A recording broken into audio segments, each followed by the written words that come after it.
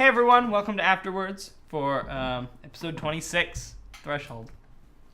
My name is Steven, I'm the Dungeon Master, and let's talk about the session. This was a session that I originally planned for two.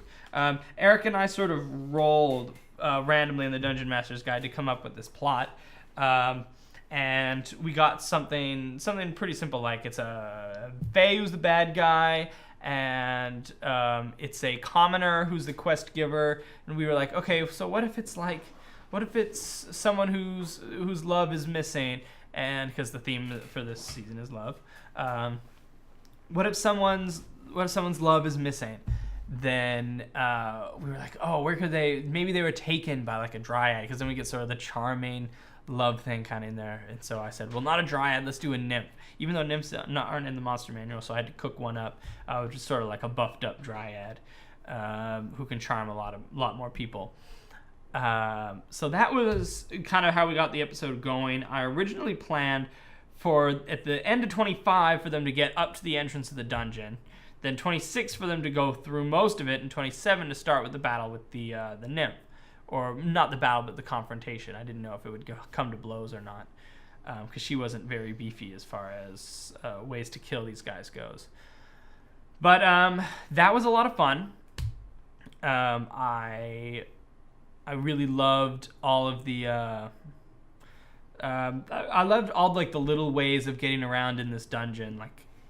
With Vel using some of his spells in a not necessarily real way. We had Jamie and Rasper, who were troopers, for being disadvantaged, really for only character choices. But that's what's so fun about my group, is that you give them disadvantage and they have fun with it, even when it'll hurt them for the session.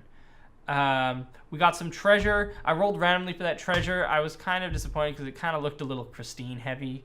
With the javelin. Rasper could have had the javelin. I don't know why he didn't take that. But I'm sure we'll get more treasure later on. Clarion's got a good wand now. That'll be a good thing to have. So yeah, the treasure I rolled randomly. The shield should be fun because it's kind of a little bit of a moral quandary for Christine to like have to put blood in it every day, or else it becomes too heavy to carry. So I really like that. I really liked a lot of things about the session. They just decimated that troll. I guess that's what an easy encounter looks like. They just like burned through him. We didn't get to see any limbs get severed. That's what I was having Christine roll for on that D20.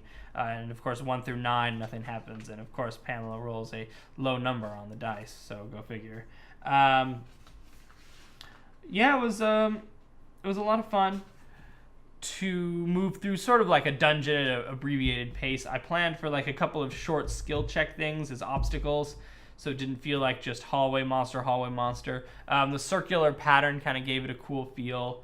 I really liked that, and you can see kind of from my drawing, it's kind of a maze where they come in, they got to go around up the chimney, and then this way, and then in. So kind of having to take the longest path through this elven city. Again, we get to kind of explore the layout of elf stuff a little bit more, the way that they have these tiered cities in the shape of their moon circles, the moon pool, or some kind of water feature at the top. My nymph was fun. She certainly had a pretty hefty charm. I basically let all of the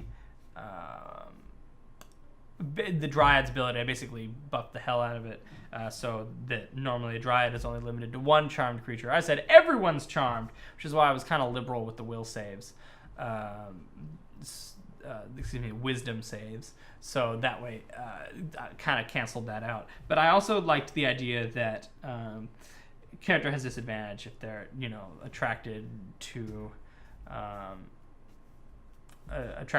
this creature more. So that kind of, I should have maybe given it the other way, which is give an advantage to someone who's not attracted to women. But yeah, kind of a interesting thing overall. She didn't even get to hit anyone because I had her cast her Shillelagh spell, and maybe that's a bonus action or something, and I didn't realize it. But she certainly had to grab the branch. Yeah, all in all, it was a lot of fun. It was kind of just a quick dungeon. hitting the love theme one more time before we finish off the season. Not too many more loves to explore.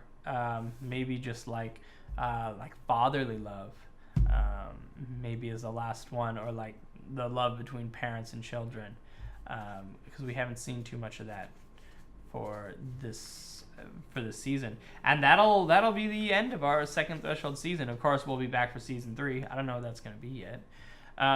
But be sure to watch next week. I think we're going to try to do Afterwards live for the last one. Actually, I don't. We'll see. We might do a live Q&A later after it airs. We're going to try to do that, even though it's weeks away from the time of taping this Afterwards. So we're going to see if we can get that done. We'll, of course, post the information on Twitter, or probably in the comments of some of the videos as we get closer to that. Let me know what you thought about this episode. Did you think that the nymph was a good battle? Did you think it was bad? What did you think of the design of the dungeon? What do you think of the design of the adventure? Did it seem like it had a good plot, or did it just sort of seem like it was a simple fetch quest, even though it kind of was? Tell me what you thought. Leave some comments down below. I love talking to you guys. And be sure to tune in Monday for our last episode of Threshold. And I don't know if I'll see you next Tuesday for Afterwards, but I think we're going to try maybe for the evening. So be sure to subscribe, and we'll see you next week.